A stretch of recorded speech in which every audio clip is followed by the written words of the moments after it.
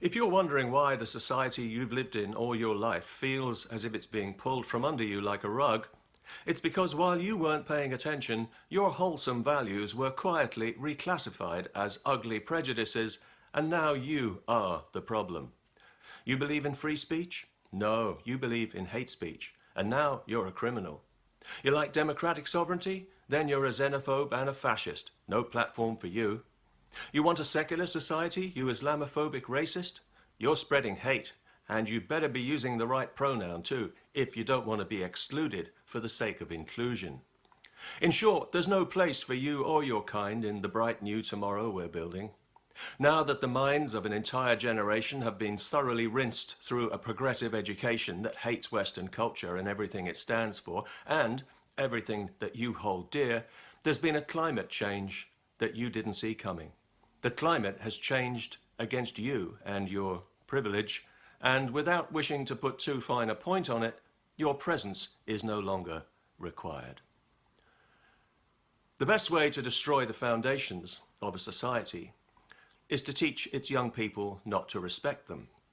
And a whole generation has now been successfully taught not to value free speech, the very cornerstone of our civilization, but to hold it in contempt and to fear it, to run from it, to seek refuge from ideas in emotional safe spaces, and to believe that hurting somebody's feelings is a form of assault on a par with cracking their skull.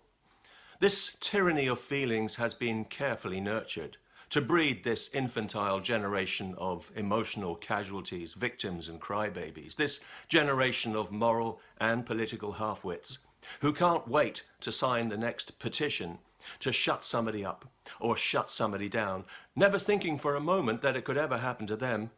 A generation so placidly happy to soar off the branch they're sitting on, it's almost as if they've been programmed in some way.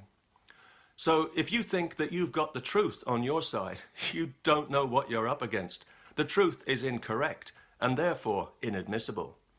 If you think that you've got the law on your side, forget it. The law protects feelings now, but not your feelings. Your feelings are hate. Well, what about your right to free expression under the Universal Declaration of Human Rights, you ask? Optimistically.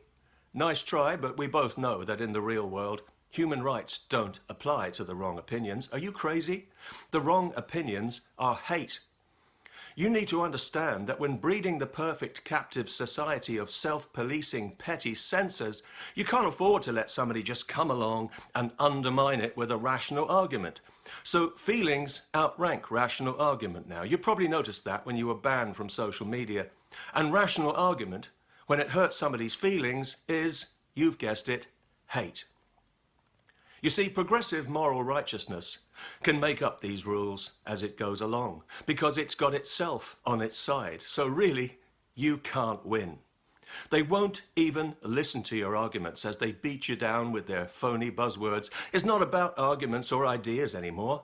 That debate is illegitimate. It's about you being a racist monster, causing division and spreading hate.